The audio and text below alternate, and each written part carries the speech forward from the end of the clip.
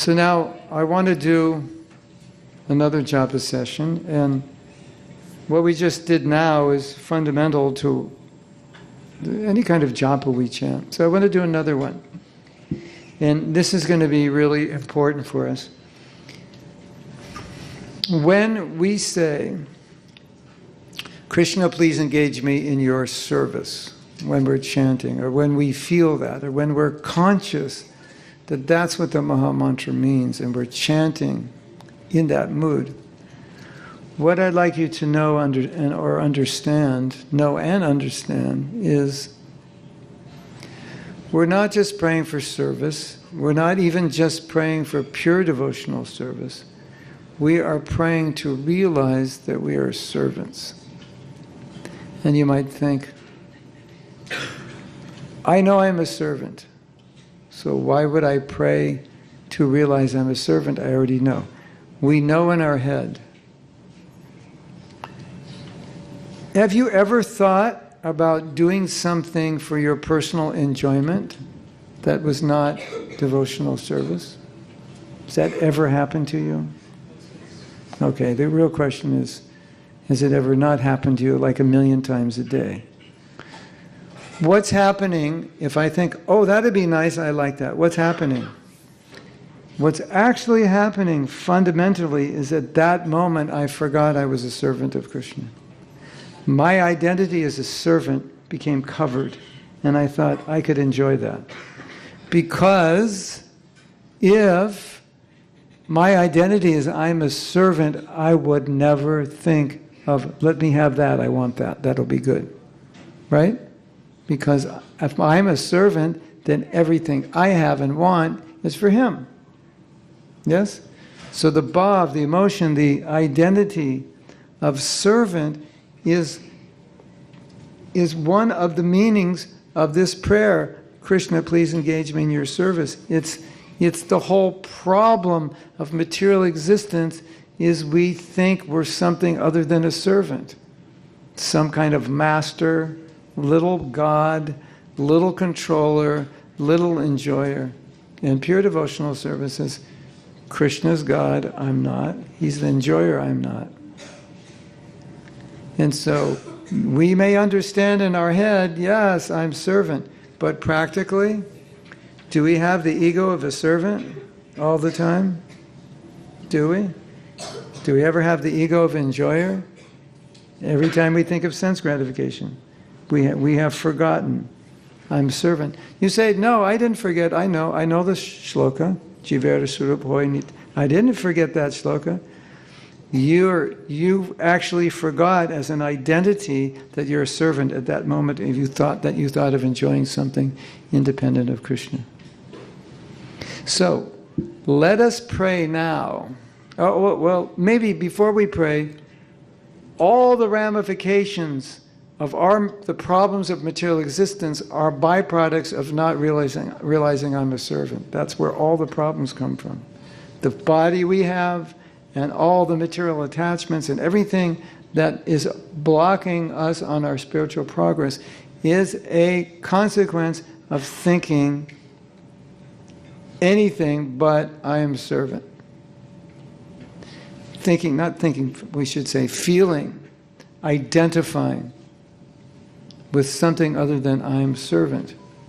So now, let's chant japa in connecting to this meaning that Krishna, please engage me in your service, but specifically praying to Krishna to help me realize that I'm servant, to help me understand my position as a humble servant, to help remove this spirit of I am controller, master, enjoyer in any way, shape, or form, but I'm just servant. That ego, I'm praying now in this japa session for the ego, this tiny little ego of I'm servant. Dasosmi. I have to tell you something.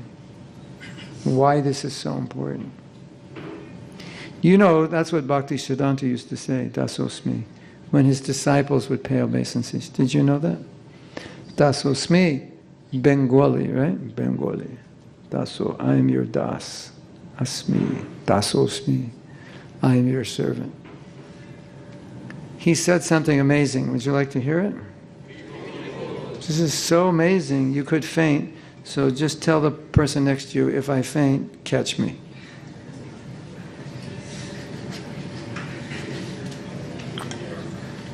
What happens if everyone faints and I'm just sitting here and the only one who didn't faint? What do I do? You have 911 in India? Is there another emergency number?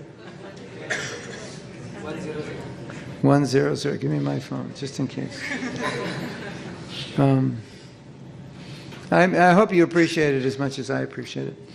Now, we have seen in the history of our movement very nice devotees. Everybody likes them. They do nice service. And because of their nice service and their Krishna consciousness, they get promoted. And we have seen some devotees got promoted a little too high. Is that me? Some devotees get promoted a little too high. In other words, they get a little too much respect. They get a little too many resources, and they get bewildered by it. That is like, it's so common, we don't even really need to talk about it. But you don't really understand a person until you put them in a position where they have lots of power. Because it's easy to misuse power. It's easy to get bewildered by it, yes? So you're down here, you have no power, no position, you're fine. We elevate you, all of a sudden you're in charge of 2,000 people and crores of rupees every day and people serving you. That's a whole different thing.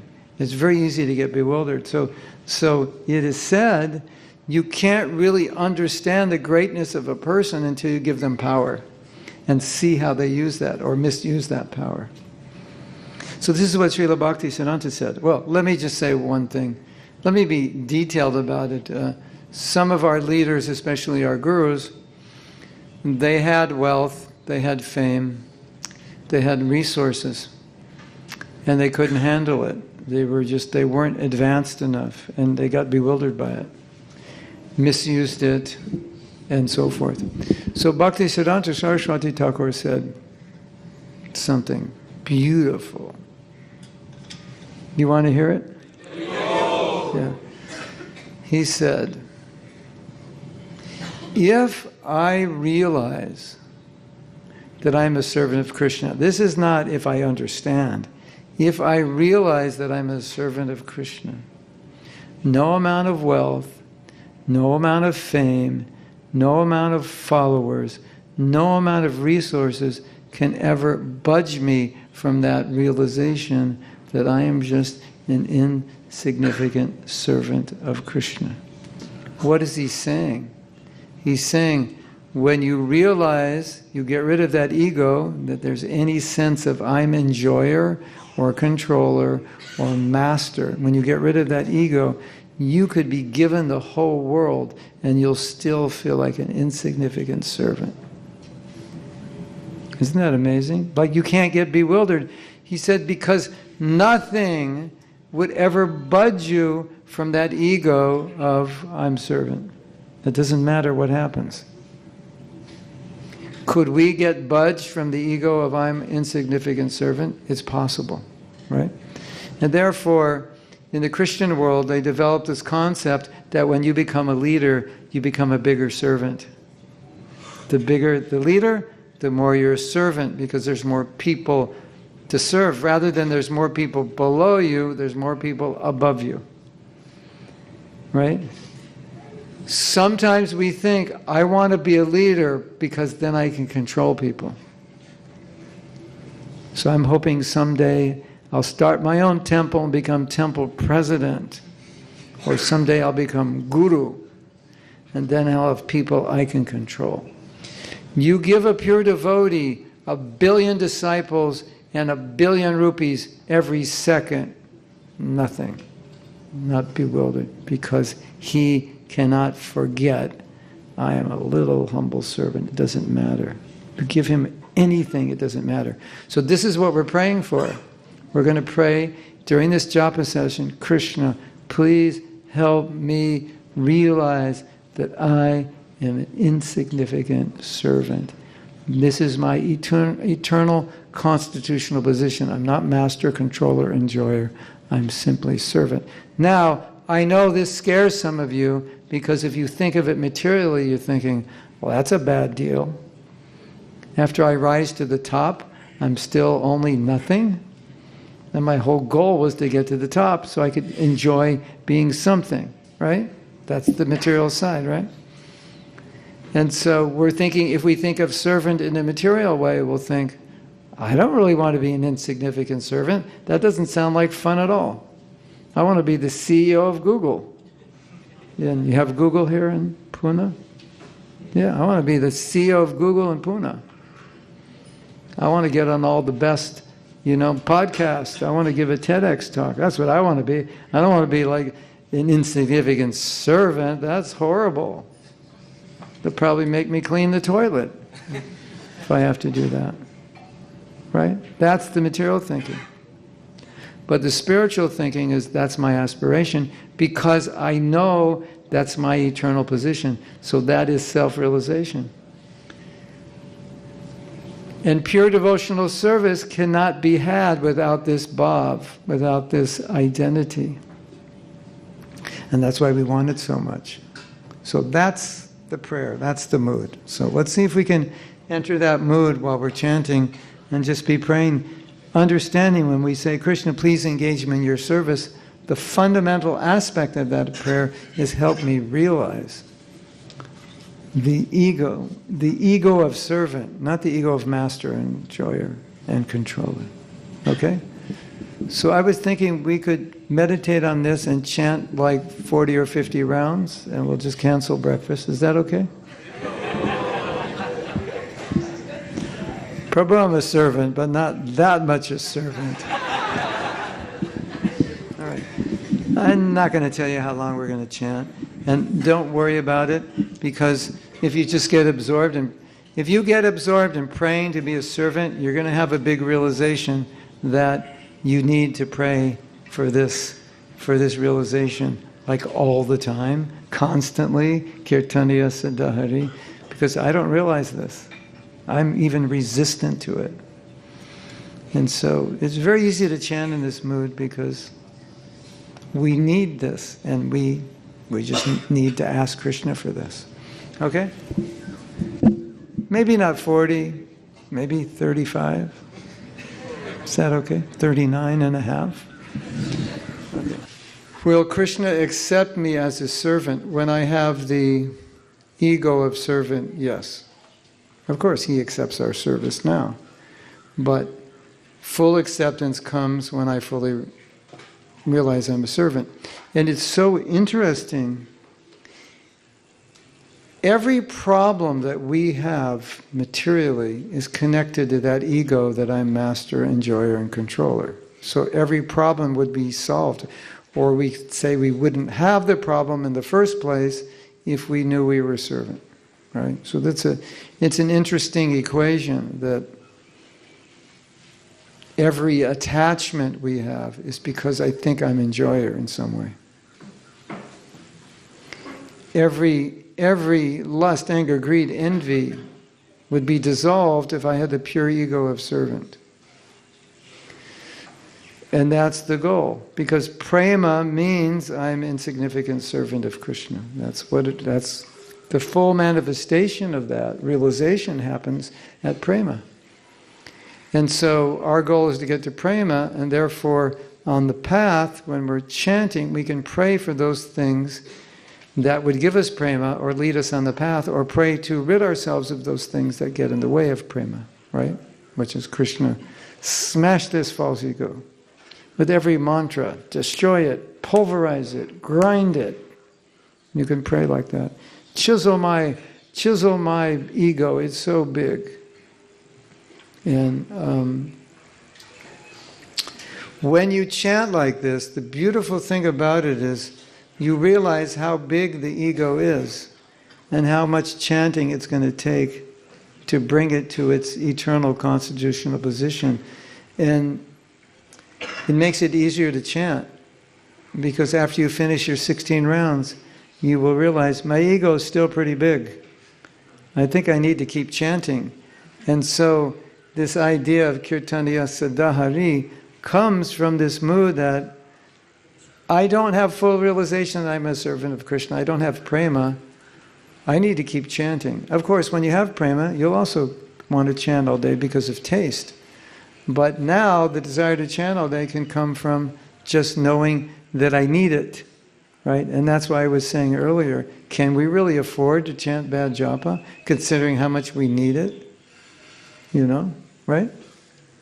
Let's say you have a medicine, and this medicine is like really important for you. And there's different grades of medicine. Some are watered down, some don't use good ingredients. Can you afford to take a bad medicine if you have a critical illness? You can't. We're critically ill materially, right? We can't afford to take a watered down medicine. It's not enough. So when you start taking this medicine of Harinam and it starts working, you begin to realize, I need to take a lot of this medicine all the time. I can't afford to take any kind of compromised, watered down medicine without the best ingredients. Right? Hare Krishna. So the mind is wandering because we're identifying with our life and all the things that are important. As you progress in devotional service, it's going to be much easier to just focus on chanting because it becomes more important, more essential. Your ego goes down, becomes easier to focus on Krishna, and easier not to focus on yourself. Because anytime a devotee says, my biggest problem is controlling my mind, what does that mean? Controlling my mind. I'm thinking of horror movies. No, we don't mean, I'm thinking of killing somebody. We don't mean these things. Simple things. I'm just thinking of things I have to do. Right? Kind of innocent, but completely inappropriate for japa. Because who is the center of your universe? We are. Wherever you go, you're still in the center of your universe, right? So if you go to Mumbai, then who's the center of your universe in Mumbai? You are. Right? But for devotees, Krishna's supposed to be the center, right? And we're the servant, right? So it takes time to adjust. But if you do these meditations with your chanting, it'll happen quite quickly, and it'll make it easier. Here's another thing. I want to scare you a little bit, and it's just a fact, and it's a scary fact. And we understand the principle of samskara, that as you do something over and over again, it builds a certain proclivity or inclination for that activity and a certain way of thinking. And it's just, samskara is really just another, this is a Sanskrit word for habit, more or less, right?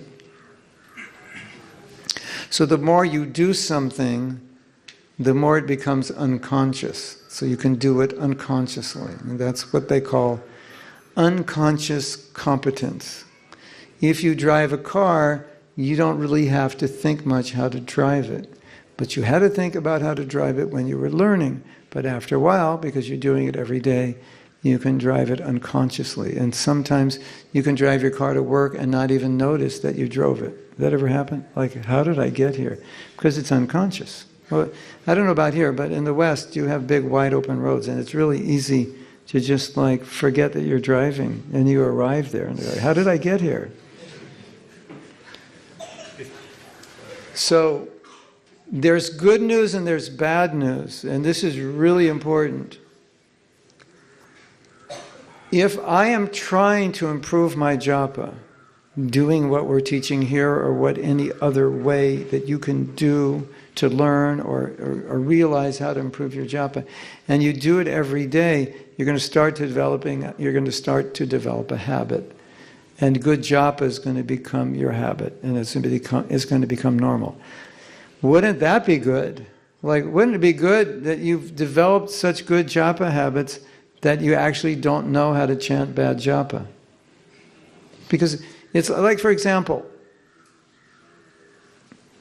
Let's say you're like a really good artist, and I say, could you draw me a bad painting? And you think, I don't know how to draw a bad painting. If you're a really good writer, can you write a really bad story? You know, go up to Shakespeare. Hey, Shakespeare, let's have some fun. Can you write a bad story? I was like, I don't know how to do that. You go to a musician, you know. Can you like play really bad, poorly on the sitar and make it sound horrible? I was like, I don't really know how to do that. And he can play beautifully with his eyes closed because he's practiced so much. So wouldn't it be nice that you actually, even if you tried to chant bad japa, you wouldn't know how to do it? That would be amazing, right? But that's actually what happens with devotees as they progress and they take their japa seriously. They've imbibed these japa habits so deeply, it's become a samskara, and that's just how they do it. It's unconscious now. Everything that we're teaching here, plus more, is unconsciously programmed into devotees who do japa well. They don't have to think about it. It's just when they pick up their beads, that's what they do. Right? Just like Ravi Shankar, when he picks up the sitar, he just plays it really well. So that's good news, right? And I think of anything I said, I think this should concern you the most. That you can actually solve this japa problem by just working to employ these principles day after day, and it's going to get easier and easier and easier. And at some point, it just becomes the way you chant. And chanting badly will be very rare. Poor japa will be very rare if you practice good japa. 1 second. So we have a problem, and you probably guessed the problem, and the problem is the opposite of what I just said. If we don't chant well, and we do it every day, year after year after year, then what you just said is why it happens. I'm trying to chant as a servant, I forget. My mind goes off. Why? Because that's the way I chant every day. So it's a habit, it's just natural.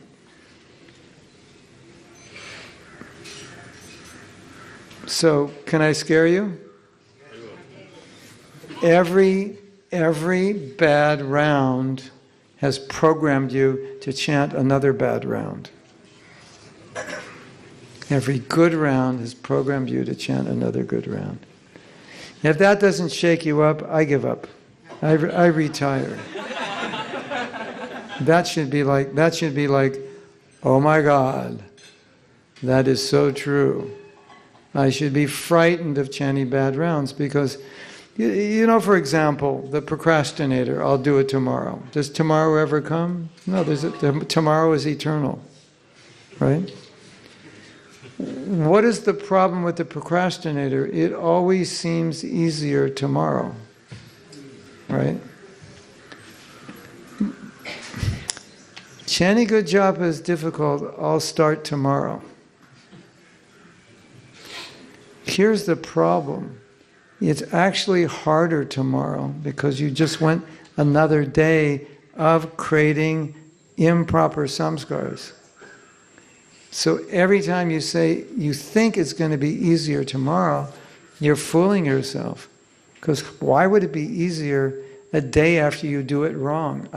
Why would doing another day of wrong make it easier the next day? It can only make it harder, right? So the sooner you try to improve your job, the more you focus on it, what's going to happen is it's going to get easier for you. It's going to become more natural to chant good rounds because you started habituating yourself to chanting this way. I chant at this time of day. I don't chant, in the middle of a mall, going for a walk in a mall, chanting and shopping. I don't chant and talk. You develop these habits. So it's quite easy just to chant well. It's just the way you do it. And it's also easy to not chant well because it's just the way you do it. So if you don't do it well, it's easy not to do it well. And if you do it well, you practice doing it well, it's easy to do it well. It's that simple. So, do you love yourself? Raise your hand if you love yourself. If you don't love yourself, we have windows we can throw you out. That will end your life immediately. That should satisfy you. Now, Okay, love yourself, maybe, like, I don't know if everybody's ready for that. But if you want to be kind to yourself, you really want to take care of yourself, don't you think you should really try to chant good rounds? It'll make it easier for you to chant every day. It'll make it a greater experience for you, and it will help you tremendously. Yes? You agree with that? You like if you're kind on yourself, make it easy on yourself. So every day you think you're making it easy on yourself when you don't try to chant good rounds, because it seems easier not to try, doesn't it? Like, if I have to try, I have to sit up and stay awake and pray and meditate and connect with the meaning. Man, that takes energy, Prabhu. And it's just easier to just chant. Hare Krishna, Hare Krishna, Krishna, Hare Hare. You get your clicker, it's even easier, because then you can just go anywhere with the clicker. Get on the bus, go shopping. I only used the clicker once in my life, and I chanted like 192 rounds that day, and I thought, something's wrong with this clicker, This is not the way to chant, It's just wherever I was going, just completely spaced out. Krishna, Krishna, It didn't stop all day, but I didn't think I chanted one good bead the whole day, and I had this enormous number of rounds, So, that was easy. That day was easy, because Ram, Ram, Ram, wherever I go, Ram, Ram, Ram. So we think, it takes energy to chant, it would be easier not. But then, if you don't put in the effort, what are you left with? You're left with these bad habits, and it's actually more difficult. And so maybe eventually to correct yourself is a little difficult, it takes effort. But eventually when you correct yourself, then it's easier, because it becomes natural. It's just the way you do it. Now, I have a question for you. Do you have a certain tolerance level for disorganization? Like, if it gets disorganized to this point, is it at that point you just say, that's enough, I have to clean my office, my room, my kitchen? There's like a threshold. We all have different thresholds, right? Your threshold is 1 dirty cup in the sink. Your threshold is 436 dirty cups in the sink. But there's a threshold when you just say, I got to clean the kitchen, I got to clean my room, I have to clean my office, right? Why don't we make a threshold? When our japa, it goes down to a certain level, we say, that's it, I have to go up. Using this example, you will realize that sometimes your japa goes way below where it should go, and you don't do anything. Yes or yes? Yes. What I would suggest to you is to try to see if you can create an internal threshold. So when your japa goes below a certain point, it stops and you push it back up, because you've developed that habit. So you can't chant bad japa anymore. You've made it impossible to chant bad japa because you have a threshold and you won't go below it, because you know it's bad for you, it's bad for your relationship with Krishna, it's offensive to Krishna, you catch it. So that's the problem, isn't it? The problem is we go below the threshold of good, we let it go bad, and there's 430 dirty dishes in the sink, and we're like, whatever, it's too much trouble to clean them, That's bad, right? Yes? That is called laziness, Prabhus, Matajis. Laziness is another word, a synonym for tamaguna, in case you didn't know. Yeah. We have to be sattva. I will translate what she said into one sentence. We are servants, and it's easier to be a servant because we're servants. And we're not masters, and it's easier to be a servant because we're not masters. It's kind of like saying, it's easier to eat food when you put it in your mouth than you try to put it in your ear, because it's meant to go in the mouth. Whenever I try to put it in my ear, it creates complications. Isn't it? Something like that. Thank you for that. That's beautiful. Doing any kind of work in daily routine, and I'm giving the focus, 100% focus on particular job. Either I'm doing in for self-enjoyment, either I'm doing any task. Is there any possibility that still the chanting is always running in mind, somewhere in the mind, in heart, or is this possible or not? If you're very elevated, and you love Krishna, yes. Just like if a man falls in love, then 24/7 that girl's in his mind, no matter what he does. Because that's what... How can we achieve that? We can't yet. You just have to you have to start from the beginning, and that's a manifestation of love. You won't be able to stop chanting. But in our state, it's a practice. So you kind of have to force yourself. So you could force yourself a little bit, but it's a very elevated state to come there. So you would have to practice and force, and you would forget, and you would stop. And there's a story about a lady, I don't know when it took place, maybe the time just after Lord Chaitanya, and she came to a class and she was chanting, and it upset the speaker. Said, "Why are you chanting? I'm giving class. This is, you're not paying attention to what I'm saying." He got really upset with her. And she was very elevated devotee. She said, "I'm sorry, but I can't stop my tongue. It never stops chanting. So I tried to stop it, but it won't." It has a very elevated position. We heard a story. I'm trying to verify this story, but we've heard a story. Several devotees have verified the story, but not where it came from. That a man was in Prabhupada's room, and Prabhupada was doing various tasks related to book publication and management of the temple. And after that was finished, the man said, "I thought a sadhu is always chanting."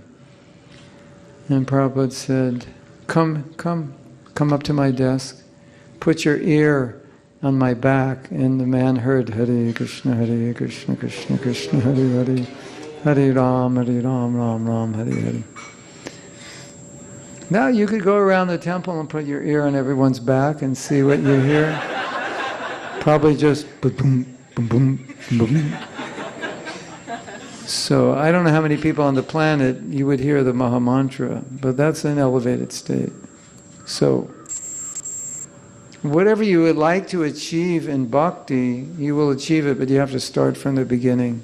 And it can never be artificial. Those levels can never be artificial. There are always exceptions, but in general, we have to do the work. And when you love Krishna, what else would you be thinking? Right?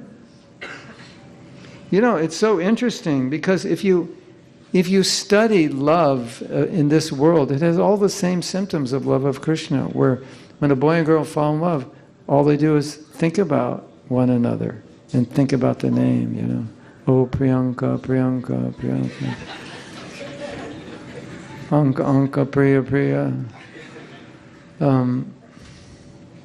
Can't live without you. I think, So that all happens in a much more intense way in Krishna consciousness. Yeah. Someone else? Prabhuji, actually when I chant, I identify myself with my bodily identification. It's very difficult for me to understand that I am the soul, yes, and not the body.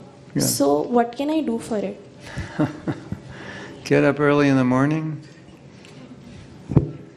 do devotional service, because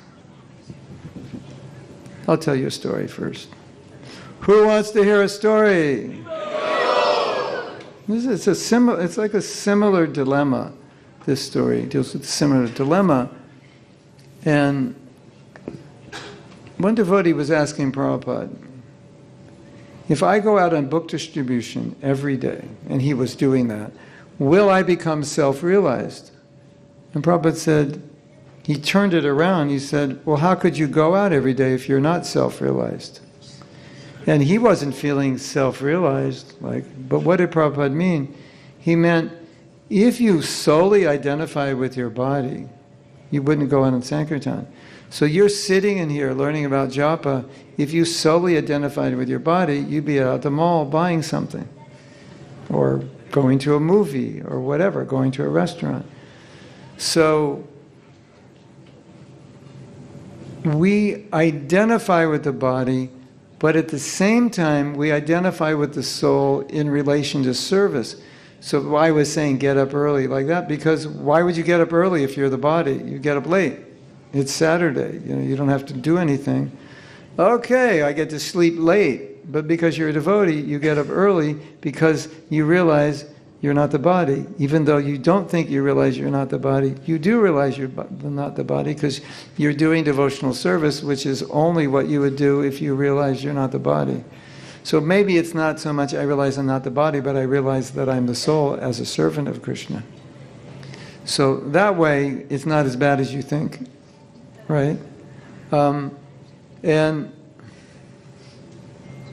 Prabhupada put more emphasis on serving Krishna and doing the austerities of devotional service than like the actual realization that I'm not the body. He wanted to see it manifested in action. So, you make some sacrifice for service. You stay up late one evening preparing for a festival. That's a manifestation of you're not the body, right? Or, we say, can you come and do cooking? Say, no, I'm not the body. I'm meditating on I'm having Brahman realization. I can't do any service. That would, Could you imagine telling Prabhupada? Prabhupada's asking you to do service and you're saying, no, I'm Brahman realized. I don't do anything. Yeah. No, the fact that you do service and you make that sacrifice means you realize you're not the body. At least you realize you're a servant, which is the real realization. And the more you continue, the more you realize it. It's just natural. It's like a lot of things that you want, they'll just come, but you have to do this steadily and not become discouraged when they don't come as quickly as you would like, but they will come as long as you stick around long enough. And if you give up on the way, then you don't, you dropped out of school and all your friends graduated, and if you would have stayed in school, you would have graduated also. But you drop out of bhakti, you'll see your friends go back to Godhead, and you won't. So it'll happen slowly over time. Hare Krishna. Jai Prabhupada.